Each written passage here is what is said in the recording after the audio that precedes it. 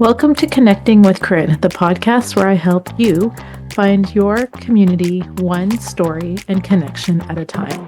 I'm your host, Corinne, and each week I explore inspiring conversations that connect us to the world around us, spark new ideas, and help build stronger, more meaningful connections. Whether it's through personal stories, thought-provoking discussions, or shared experiences, we're here to bring diverse perspectives to the table.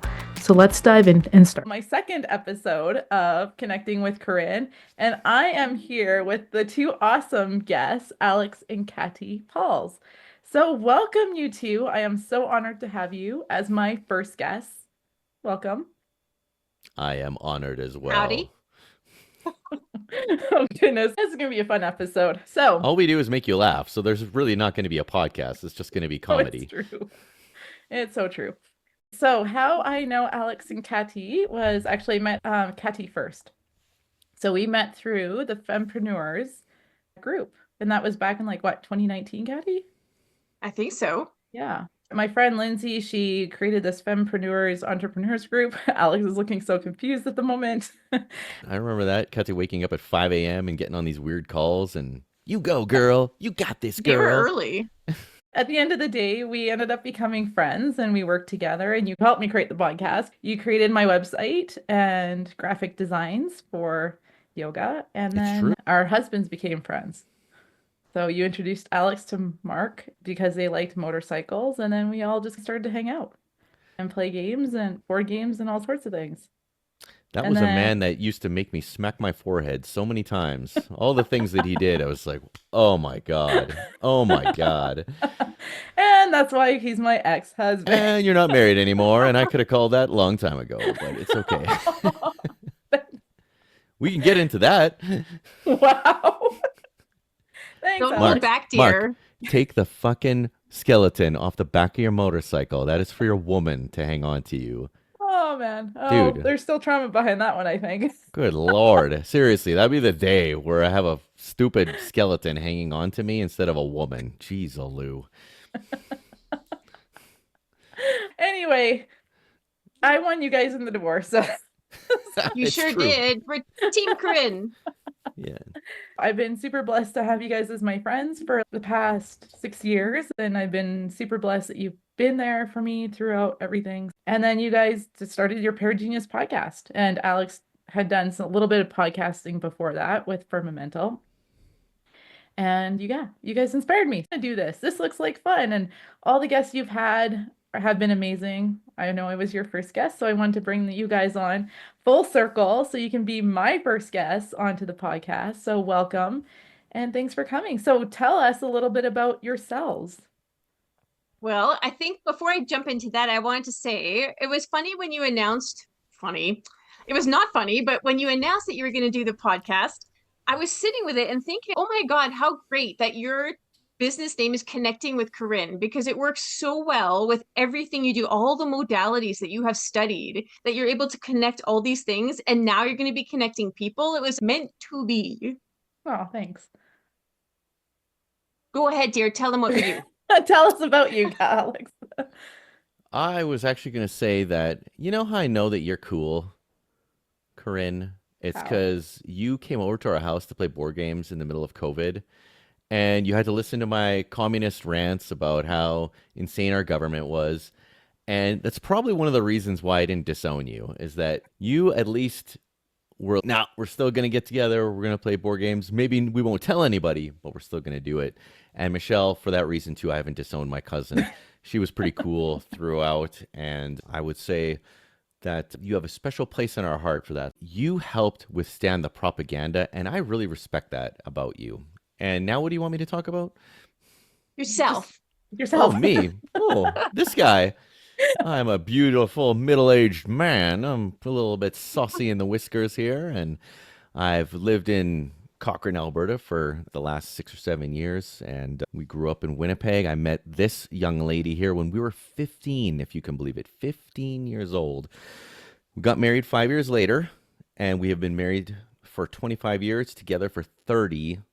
And that's why we helped co-write the book, Partners and Everything, because I think it is extremely on brand for who we are. It's something that we've always wanted. And One of the big aha moments in the last few weeks was everything we do together is better. And when we try to do things separately, that's when the wheels fall off the bus and we end up going, why did we do that? Everything we do together just comes out better. We have this secret power. I don't know what it is yet. We'll figure it out. Maybe that's why we're doing the podcast, the Pear Genius podcast, which helps uncover gold in other human beings like Corinne and so many other people. Podcasting is like free therapy, and it's wonderful to have those aha moments and grow. If you're not doing a podcast, at least you're listening to it, and I appreciate all the listeners out there because there's a lot of stuff to listen to. Mm-hmm. When I first even heard you guys were doing a podcast, you two are the perfect couple for that because you guys can banter off each other, you laugh, you joke, nothing's really off the table for you two. You just have this great connection. And I know it's 30 years of being together, so obviously there is something to be said about that as well. You guys have always been my couple's goals. I've said this in your podcast. You really are, because you guys lift each other up. You both know how to elevate each other. And I feel when one isn't quite leveling up, you push each other so you can be almost at that same level. If one's not quite there, there's that encouragement and there's that motivation. You both just are so good with each other. You guys are my couple's goals, and I've said that before, but you always have been. You know what I would recommend? Good. We're not always good together, dear. I mean, we have moments where we're kind of terrible, but it's always wrapped in this package of love. Yes, I know you blame me for that, and that's fine. Is it the Scorpio that wants to just burn the shit, or is it the Cancer that's just all like the emotion? Nah, it's a Scorpio. I would recommend Corinne talking to Sandy, and she will think about this. Let's reverse engineer your perfect man. Sandy, all she has to do is flip the stars around. Okay, boom. You need to find somebody that was born here at this day and time. We run the filter through Google, see which ones are ugly, get rid of those. Take a couple of the hot ones, wow. Ask them out, catfish them, whatever you got to do. Boom, perfect man. See, I just solved all your problems. Me, Sandy, Kati, done. Podcast over. So I want no part of that. To see how this goes. It's going to go terribly. Oh, so my own wife is knocking me when she loved the fact that Sandy confirmed that we're soulmates. And here I am, basically reverse engineering for Corinne. You're welcome. Exactly our thing based on astrology. The problem is in the reverse engineering. Duh. You can't just put it into Google and expect it to shoot out a man for her. Why not? LinkedIn. Okay, do LinkedIn then. Even worse. Oh my goodness. Inventor of the sponge, Theodore Heinsbrick from 1955. So he's a little older, but he's your perfect soulmate, Corinne.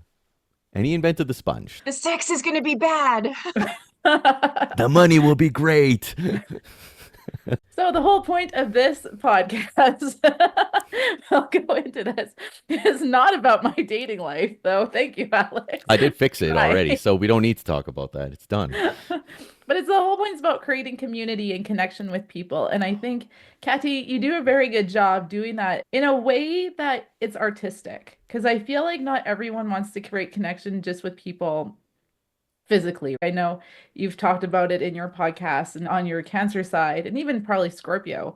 You kind of want to go into hiding sometimes. You don't want to necessarily deal with people. But I feel like when you do the connections with people, it's through websites and it's through brand and it's through creating something for people that they can't really put onto paper or do it visually. And you're that person who does that. I never thought about the fact that I have Scorpio and Cancer in my chart, and that both of those require going deeply inward, and it's not an outward presence at all. So the magic for me happens when I retreat and go inward. And so when I'm sitting in someone's brand and they don't know how to bring it forward, going in to create and bring it out is really, I don't want to say it's easy for me, but it's in the flow. I don't waste a lot of energy doing that. And then with you, Alex, you're doing all the podcasting. Obviously, both of you are doing the podcasting for Pear Genius and bringing connection there with both of you just talking. The first few episodes that you guys did, for 20 episodes, was just the two of you. And I just laughed the whole time. Every time I listened to an episode, this one's gold. This one's my favorite. And then I'd be messaging, just kidding. I like this one. Instead, You both have that connection with each other, but then you're able to connect that to the audience as well. And then your guests that you have brought on are completely amazing. And then this other side of you, which is your Firmamental podcast with you and Raul, which is different. It's very different. And I don't talk very much. It's different. I wish that I could contribute more, but I'm just a lot more quiet on there. I listened to it last night. You were the AI guy. Oh, like I said at the beginning, that's probably the most I've ever talked on the podcast. But underestimate your contribution to Firmamental is not just speaking, but that you hold safe space for people to come in and share really deep trauma-based stories. I would say my big gift for that show is the 10 or 15 minutes before the show actually starts, and having a really good warm-up with the guests, make them laugh a bit, make them feel really comfortable, and then we get into the serious stuff.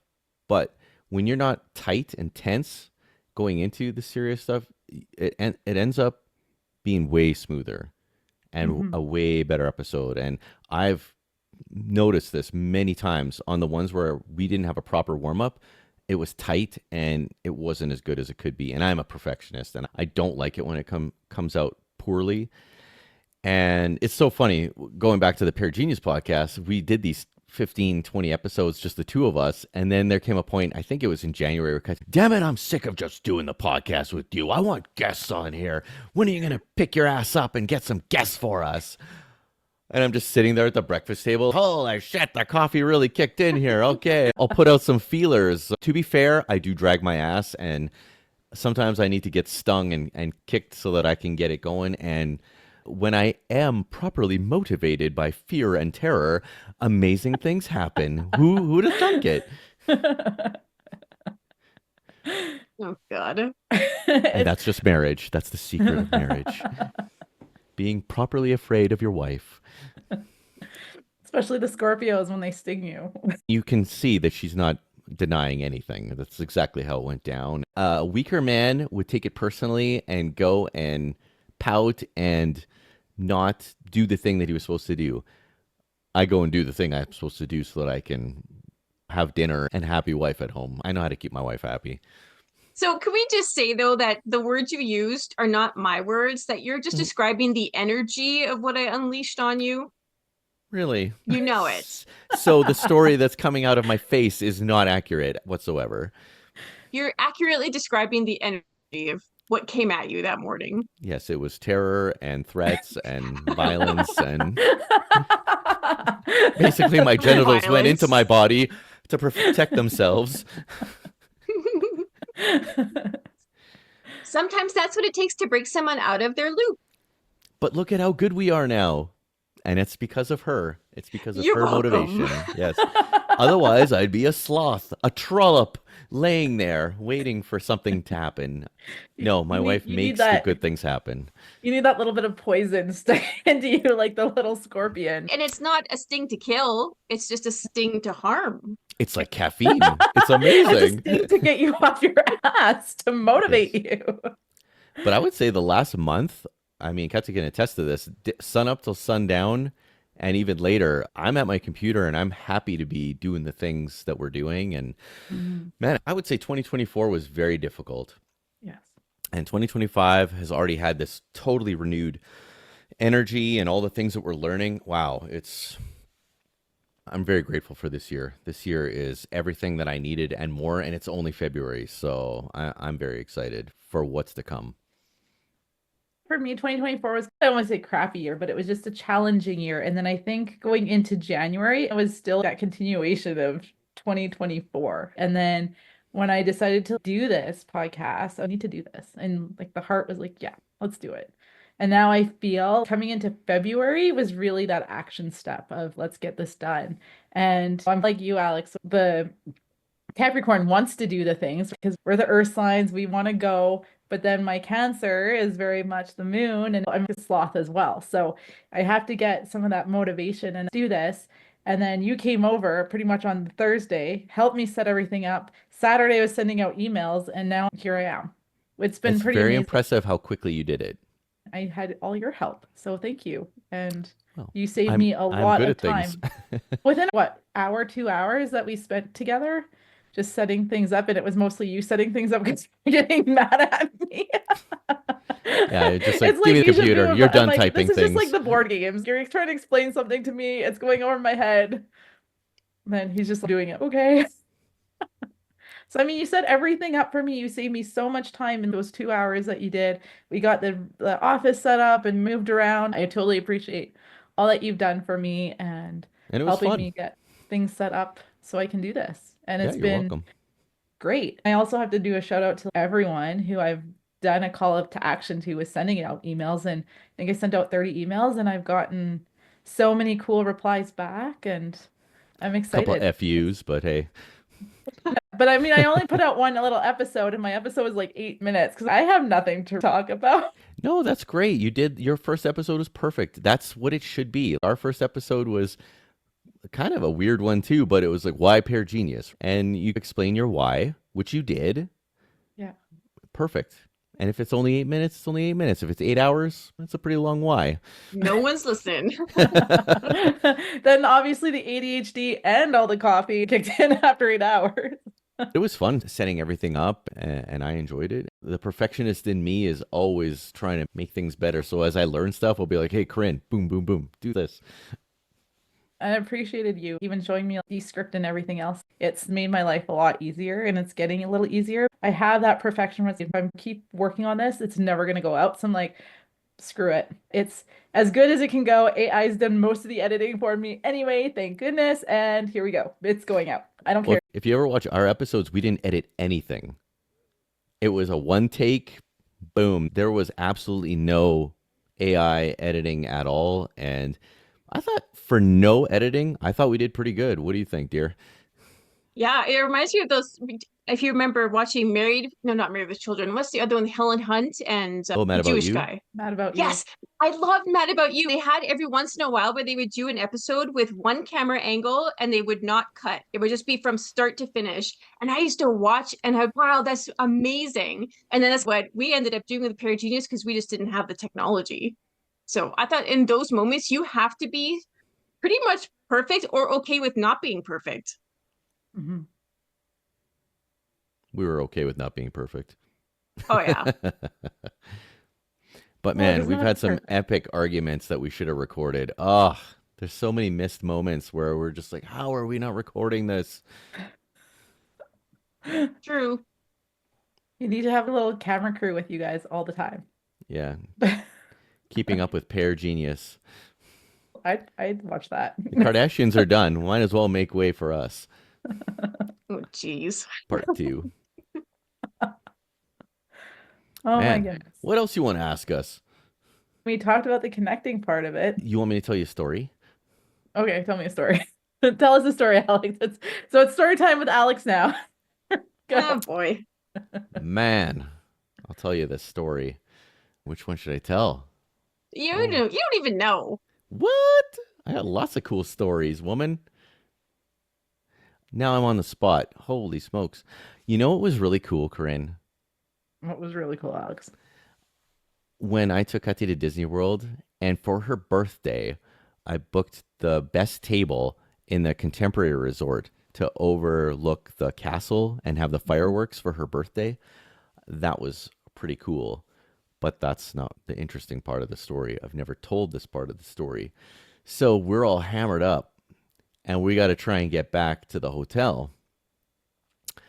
And one thing leads to another, and it's her birthday, so obviously she's going to get pleasured like no woman has ever been pleasured in her entire life. And we have a little oops, and uh-oh. And now we're worried. For the next 48 hours, we're worried if she's going to be pregnant or not, because we didn't have any protection, nothing. Can you just Man. tell people that we're married and we're like really far into the marriage and we're retarded even for having this thought? Dude, stop interrupting my story. This story has multiple layers. All right. So we're freaking out for the next little while because we didn't want to have kids. And wouldn't you know it, ever. And then wouldn't you know it, Kati gets her period, and I'm sad.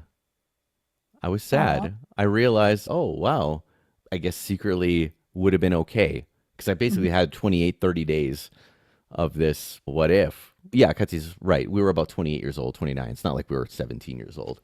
And it was something else. So we actually started talking about what if. And then the funny thing is, we started trying to have a baby.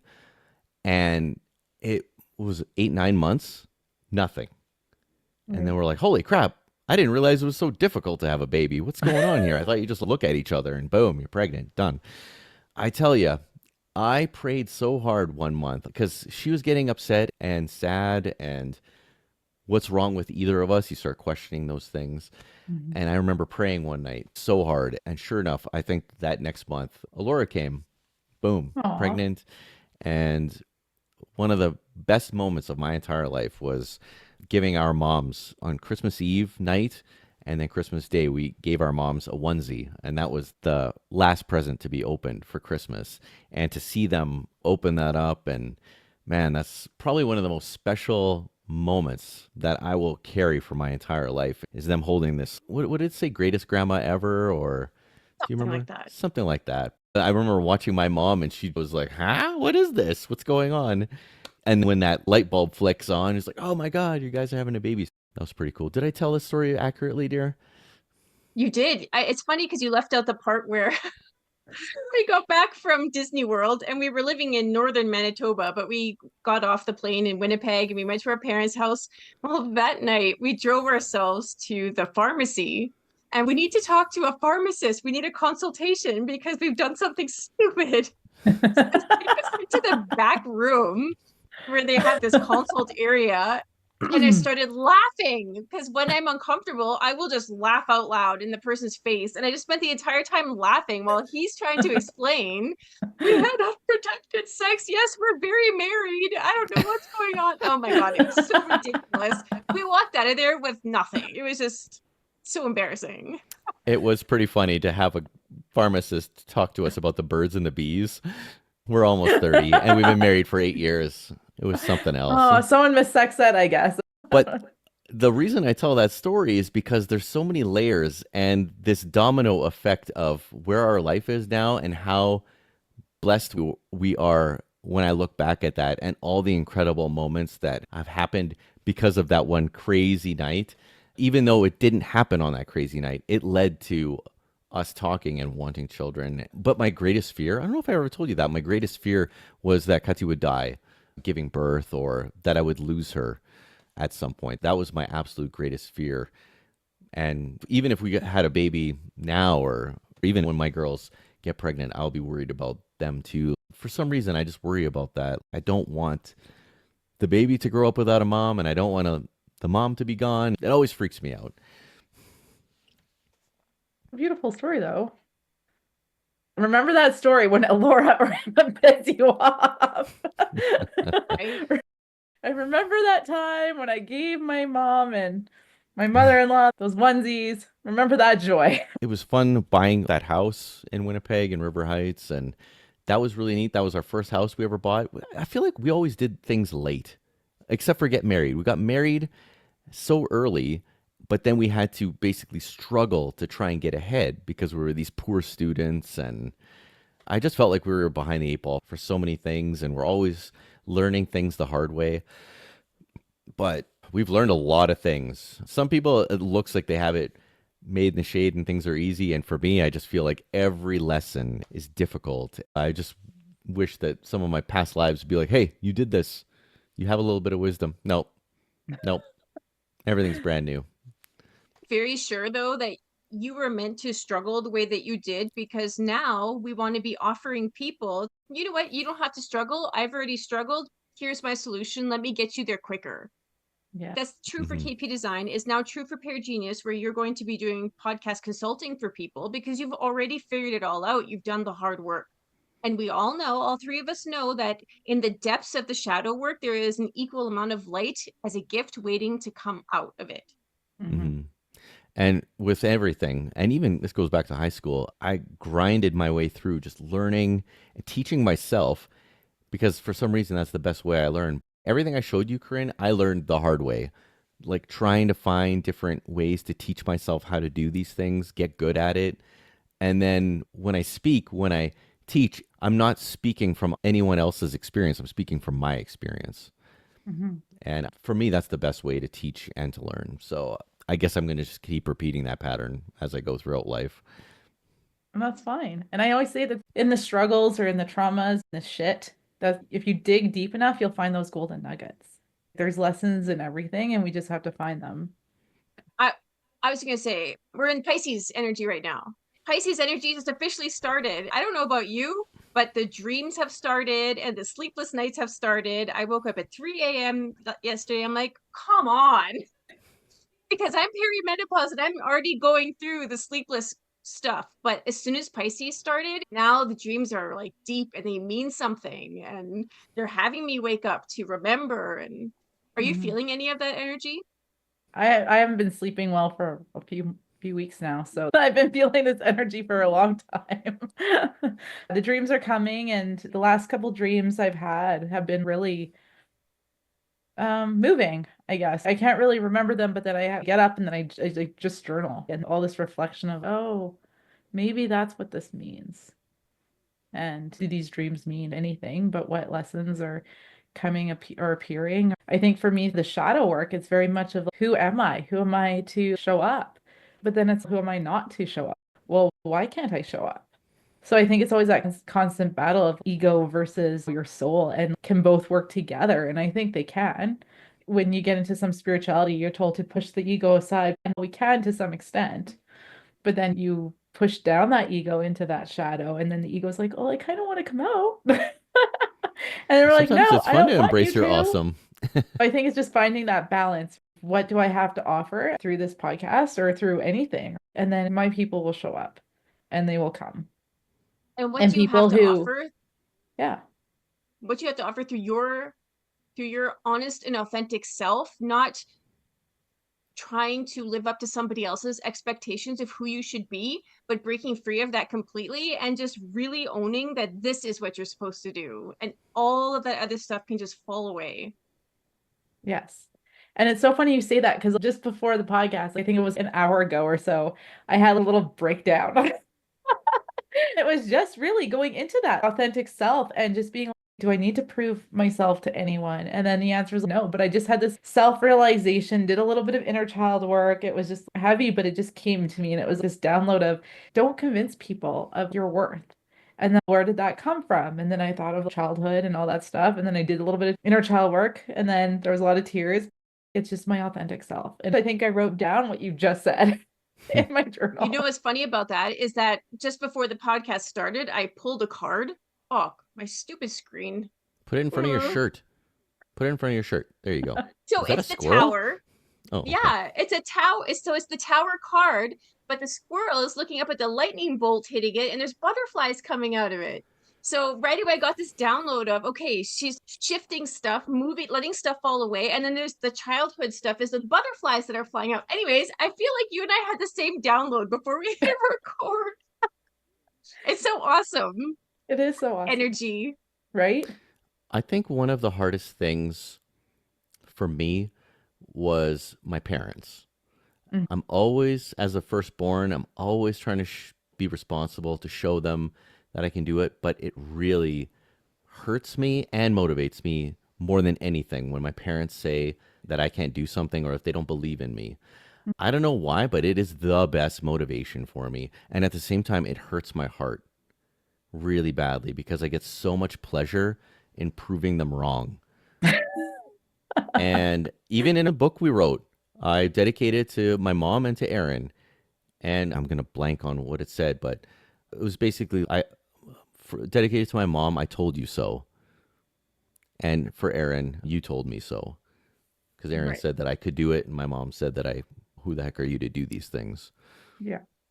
So it's tough. But like I said, if my parents maybe were a little gentle on me, maybe it was the venom that I needed to get me going to do the incredible things that I was meant to do in a weird psychotic way. But like I said, at the same time, it hurts so badly when your parents don't believe in you. Yeah. Totally does. So I don't know if you can relate to any of that. Oh, absolutely. Growing up, because I'm half Japanese, half Ukrainian, I always joke I have the Asian dragon and then the European dragon on both sides. I don't want to say typical Asian parents because that's kind of stereotyping, but growing up, it's very much of you have to excel, you have to do all the things. And if you don't, there was hell to pay to some Don't you have to extent, take like a right? samurai sword and gut yourself? Wow. I think that's what the Ronin do, right? When you let your samurai master down. Not quite that intense, but it's You're and more I mean, like my I think brother, Mulan, that, Corinne. You're more like Mulan, where you just pretend to be a dude and you go fight and you save the day. You're like that hero. wow. Or is that Chinese? That's not Japanese. that's Chinese. Mulan was Good Chinese. Lord. Get your lore right. Sorry. That's why we have Kati here. She'll fix it. She just shakes her head. My brother, he definitely lived up to like my parents' expectations. He did so well in school. And for me, I tried to apply myself, but then you get those labels, and even my parents labeled me. And it gets to a point where you believe that stuff. I wasn't Mhm. motivated. I procrastinated. I did okay in school. It wasn't the stuff I wanted to do. I loved high school socially, but for the academic side, I hated it. I hated math. Science was okay. I found some things interesting, but it was just a struggle the whole time of learning. It was hard to motivate myself. And the only time I did really well was in English when I could choose my own books. So we would have a book list and we could pick a book. All right, autobiography of Malcolm X, because no one else is going to read it. I'll read that. I was just like jumping out through the box with the stuff in English and I would excel because I could choose. I had that opportunity to choose. Whereas you can't really choose math. You have to do the math 10, 20, 30 in order to Math graduate. chooses You have to you. do all these things. And so there wasn't a lot of choice when it came to doing a lot of the school stuff. And now kids have got leadership. I've got journalism. What? You have journalism in Eighth high grade. school? What? I would have loved that in high school. Hmm. When I got to college, that's when I started to excel. I think it was interesting because in all through junior high, through high school, my parents were very controlling in the fact that they monitored assignments. I had to get my assignments on time. They read them, was controlling. You can't go out unless you do your homework. When I got to college, my parents were like, "You're 18." They step back and they're like, "You know what? We'll help you pay for school, but if you mess up, you're going to pay for that course." So it was kind of cool because I could do anything. I can take any course I want.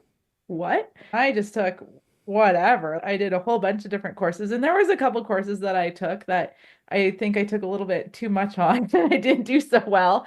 And I learned my lesson and I actually had to pay for them. It was that freedom of them being 18 now in high school. All-nighters were not a thing for me.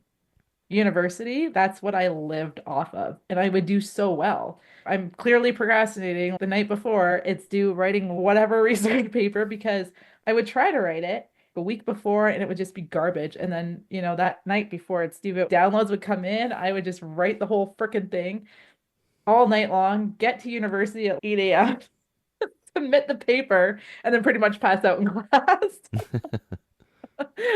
And that was my 4-year university career. And even when I did my master's in England, there was a lot of all-nighters. It wasn't procrastinating because we had big projects, but there was lots of all-nighters. And I was able to do that.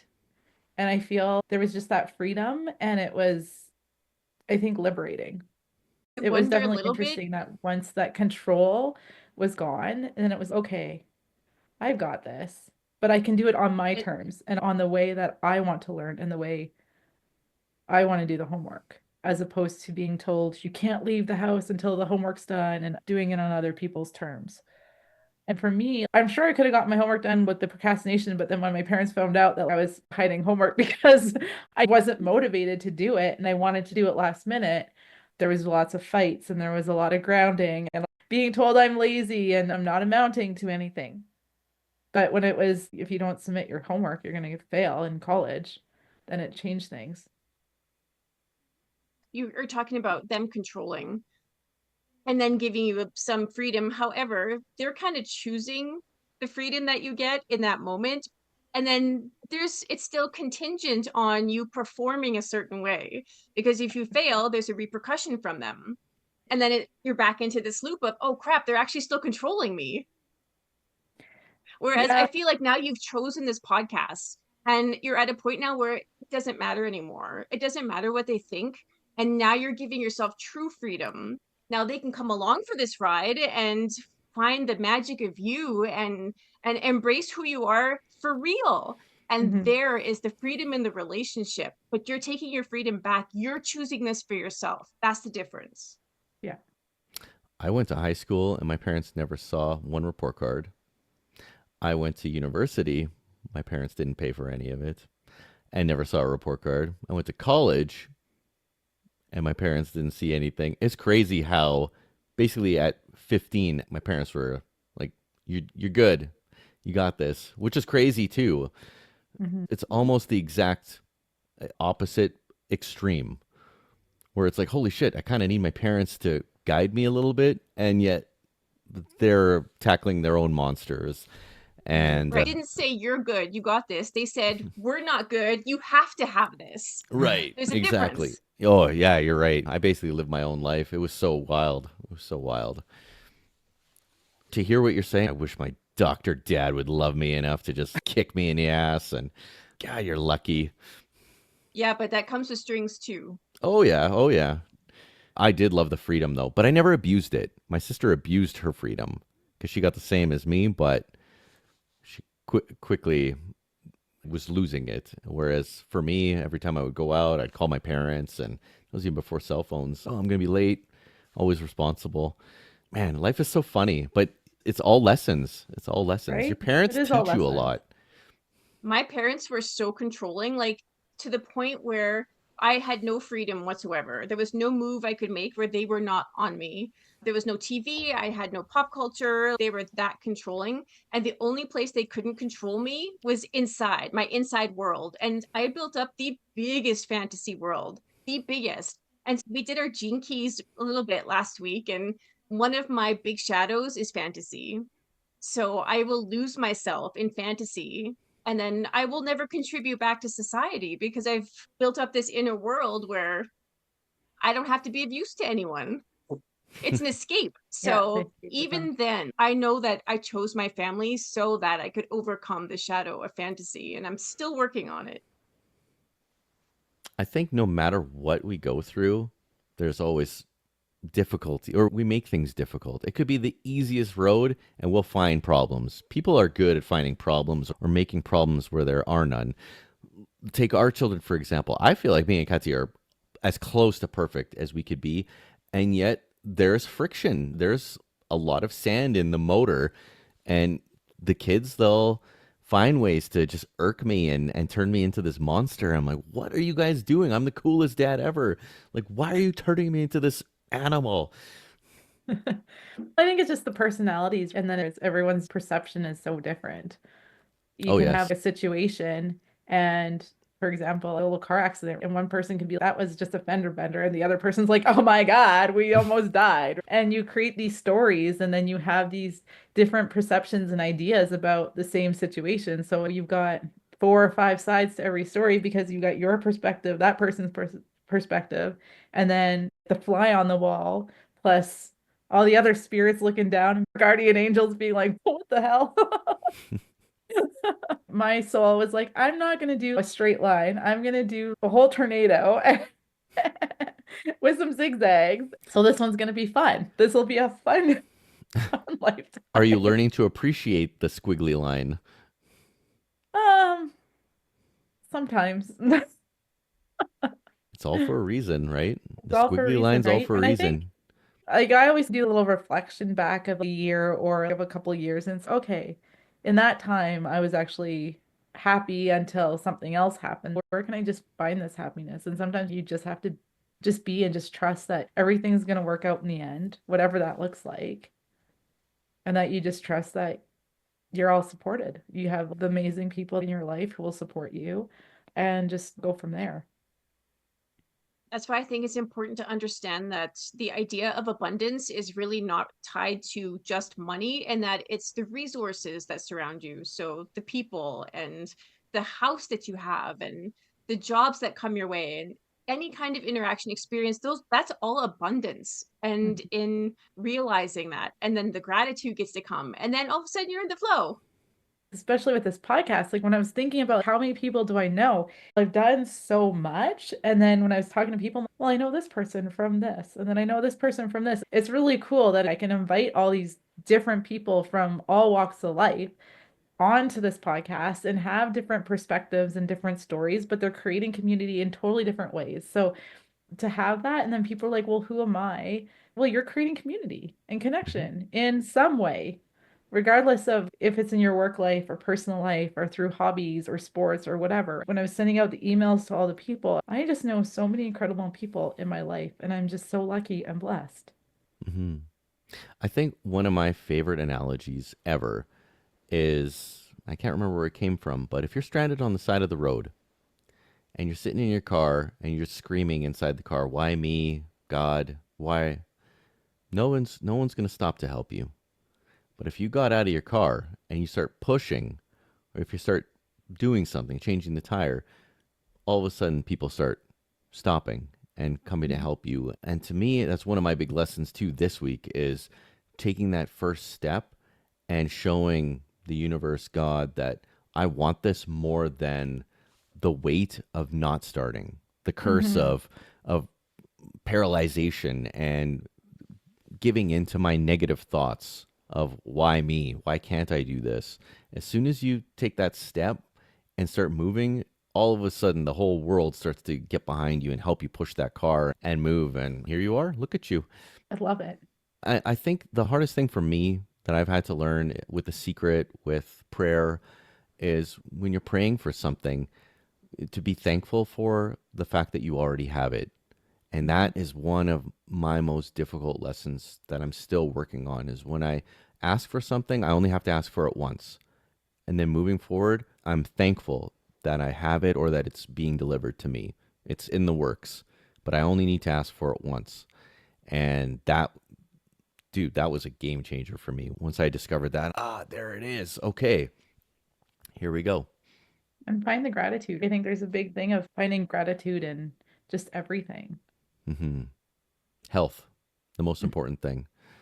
It is. If you don't have your health, you don't have much. You're pretty screwed if you're not healthy. So true. I love that, Alex. Like, look at you. Look at you go with your yoga. I Yeah, know. yoga arms. Yoga My arms. wife, my wife is way stronger than me. Not true. Beats me up all the time. Oh, brother. Are we back to the abuse? You know what is funny Give us is give us a sign, Alex, if we need to save you. we were wrestling the other Brother. day and I was dominating her. And then she cheats. She starts trying to bite me. I'm like, "You can't bite." I'm using all my awesome jujitsu stuff on her and she's trying to bite me. And I'm like, "There's no biting in jujitsu. That's not allowed." She's a monster. She's a monster. But there is fighting if it's self-defense. Do whatever you can to get out of that situation in self-defense. We have It's not my always fault that his Luckily, nipple luckily she found didn't its way kick into you my between the mouth. legs or something like yeah, that, or try yeah. to elbow But you in the throat. we have always used wrestling as a release valve in our marriage. When we were younger, we used to chase each other around the apartment. We used to wrestle each other. It was a great way to, I guess, relieve stress. Yeah, I'd say though that that won't work if you haven't cultivated a safe space to begin with. You really did ground in a space of safety, so I knew that you were never really going to hurt me. So it was fun to go and just beat the shit out of each other. Wrestling style, wrestling. We weren't Wrestling actually Right, style. punching. right, We weren't right. punching each other. We were just No, no, wrestling This no. wasn't around. this isn't the wrestling style where they use the chairs. Yeah, no, we didn't shot each other. Although one time he hit me in the nose and just blood everywhere. His Oh, mother came down. She's like, "What the hell?" oh man, I felt so bad. I looked at my dad. I'm like, "Oh my God, I accidentally elbowed her in the nose and there was 2 liter of blood everywhere." I thought we were gonna have to call a hospital. It was nuts. And your nose wasn't even broken. Nope. It was crazy. You Oh, know what that's we so were funny. doing? We were actually playing basketball. I had that basketball hoop and something happened. I clipped her with my elbow. Oh, I felt so terrible. That was a bad date. That was on a date. We're gonna play basketball on a date, and then Yeah. All of a sudden it's a murder scene. What the In hell? his bedroom. I mean, it wasn't even out and about. We were in the basement in his bedroom. Yeah. Crazy. It was crazy. Oh. It brings me back to the days my brother and I used to watch WWF at the time, or E, or whatever it is now. It's WWF And forever. yeah, WWF forever. But we had this old mattress and we'd be in the basement. We would try to wrestle each other. We weren't kind. Me and my friends always used to videotape each other. We would do crazy Jumping moves, off figure things. 4 leg locks and sharpshooters, and we had a blast that doing that. stuff. But I would never do that to my wife. I love her. Oh, that's nice. But I No, would my body brother and slam I, her. we I would would go body fist to cuffs on almost anything at one point. Yeah. I used to give my sister pile drivers. I could have broken your neck. Oh well. Well, you're okay. You're okay. I don't think we went that far. I just remember us just flying off of couches and stuff onto these mattresses and doing stupid stuff like that. But to be kids again. Anyway, I think that's a wrap for us today. It's a good thank time. you. Yeah, thanks for coming onto my show. I love it. Full circle. I was your first guest. You're my first guest. Thank you. And where can people find you guys? You're waiting for me? Fine. PearGeniusPodcast.com. Or kpdesign.ca. Either one, you're going to find us. Either one. And I will put those links into the the show notes so people can find you that way. Thanks for joining me today, both of you. I was going to say everyone, but yes, for the both of you. Yeah, it was fun. We're happy to be here. I'll bring some crazy stories next time. Even crazier. Sounds good. For part 2 of Alex and Kati. Oh, boy. It'll be awesome. All right. Well, thank you guys. And thanks for joining us. And thanks for watching. And everyone, let's just stay connected. All right. Bye.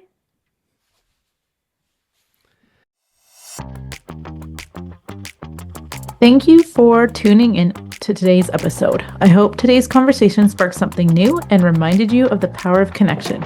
Don't forget to like, subscribe, and share this episode with others and continue spreading the message of unity across all walks of life. Until next time, stay connected.